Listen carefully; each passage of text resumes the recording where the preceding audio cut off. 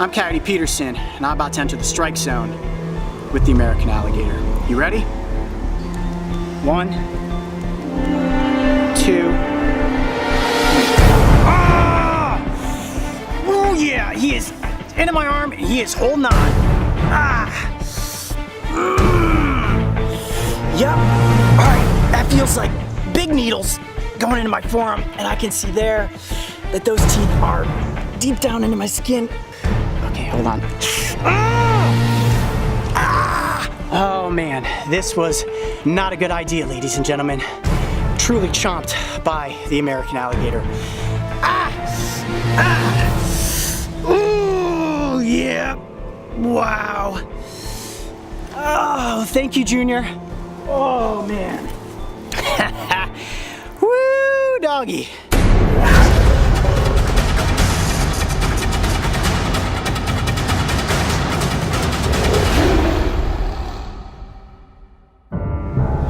I can't tell you how bad that hurts. The worst part wasn't the initial bite, it's once he latched on and then he kept biting and biting. He's biting out harder and harder and harder. And I hope that this proves the hole in my arm there and the holes on the underside there, that the American alligator does not make a smart pet. You get one of these latched onto you and you can see once he locked down how hard it was to get him off of my arm. In the event that you were ever to take an animal bite like this, I want to show you how to properly clean it up and how to dress the wound so that you don't get an infection. Definitely gonna have a scar to show for this one. Man. Coyote, you get, before we get cleaned up here, it looks like we got all our first aid stuff. Got my basics. Talk a little bit about how you're feeling right now. Are you okay, number one? And number two, why do you do this stuff? I am okay, just so you guys know. Does my arm hurt? Yes. Is it swollen? Yes. Is it throbbing? Yeah. But I have a really high pain tolerance. And I'm happy to go through these things to prove some simple points. Obviously, with this bite, we were trying to show that an alligator does not make a good pet. But some of these other experiences that I go through is more to bring an awareness and an education about these animals. And people get interested in them because of the crazy stuff that I do. We're trying to bring more of an awareness to different reptiles, different insects, arachnids. The fact that these things are out there, but they're never gonna come after you and just try to bite you. Now, in this instance, it was a completely controlled situation. We had professionals on hand, safety crew behind the scenes, just in case anything really did go wrong. But looking at the size of the alligator and the size of the teeth, I knew this was something that I could do. Looking at the 200-pound alligator, no way. If that thing had bitten down and it rolled or jerked its head, it probably would have ripped my arm off. But a 3.5-foot alligator, as long as its head was controlled, it was gonna bite down, and as long as it couldn't swing its head back and forth, couple of puncture marks, but I'm going to be okay. So at this juncture, what we want to do is get this wound cleaned up. Now, alligators can carry a lot of bacteria in their mouths. The saliva from all of the dead stuff that they eat and live stuff and just being out here in the swamps. I want to make sure that this arm gets cleaned up as best as possible. Now, the first thing that I'm going to use is just a simple antibacterial wet wipe. And this is where we can kind of really see the damage that's been done. Give me a second here to just get some of this blood off. Yeah, see, this one's bad.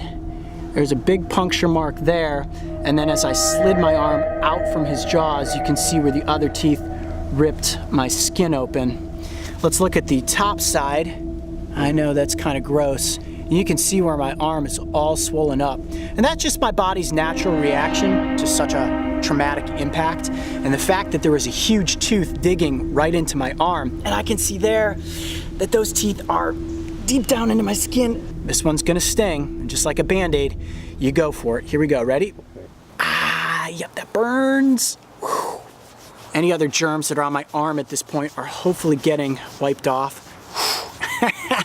Yeah, that stinging almost hurts as much as the alligator bite itself. And I do want to squeeze it, and it hurts to do that, but I want it to bleed out. I want to get as much of the germs and bacteria out of there as possible.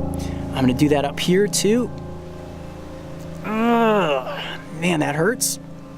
If there's anything that you can possibly use against bacteria, infections, animal bites, I always recommend carrying some hydrogen peroxide with you. This is gonna burn. I just wanna douse my arm in this and sit there and let that foam. And now I feel like my arm is pretty well cleaned up and time for the first aid kit. So that's really just step one there. All right, now whenever I'm out in the wild, I always carry a first aid kit with me. This is just basic first aid, but it's got all your necessities. And the number one thing that I always go to is my Neosporin. This is the magic tool that's going to get into these wounds and kill all of that remaining bacteria. So I'm gonna open this up and we are going to just glob this into those wounds. But I definitely want to keep an eye on this bite over the next couple days to make sure that it is not taking on any kind of an infection. And that's about it. I'm not gonna put any Band-Aid on it. I just want the bite to breathe. I wanna let that Neosporin and hydrogen peroxide continue to soak in. And hopefully by tomorrow, my arm's gonna be feeling a lot better. I'm Coyote Peterson. Be brave. Stay wild. We'll see you next week.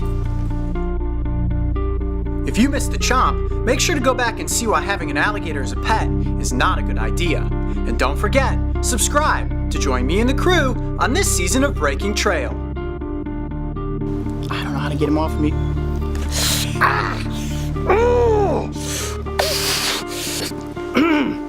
A little bit of water. Every time he pops up and goes back down, it hurts worse and worse.